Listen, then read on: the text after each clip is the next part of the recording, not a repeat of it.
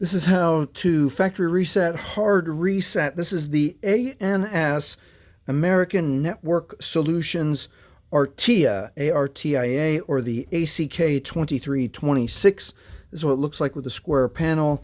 Little sensor here, little line here. And this takes a little bit of coordination. There's a number of steps to get this to factory reset. Let's get started. We're going to hold volume up and power at the same time.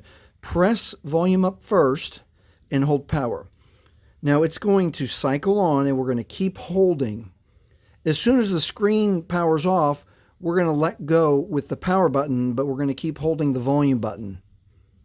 Okay, keep it right there.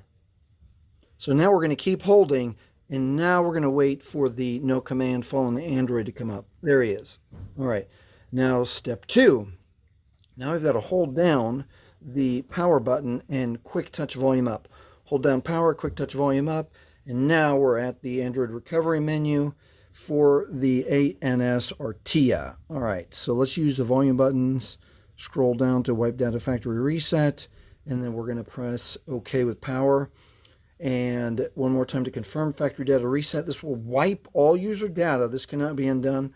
We're going to press OK with power. And we'll be able to see down here that the data wipe is complete.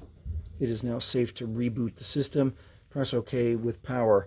Now keep in mind, if you've set up your Artia with your Google or your Gmail account, you will 100% need your Google or Gmail account to log back into the phone.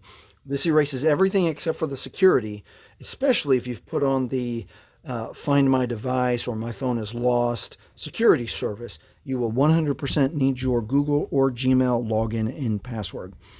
Other than that, that's how you factory reset the ANS Artia. If this has helped you, please like, please subscribe. Thank you for watching.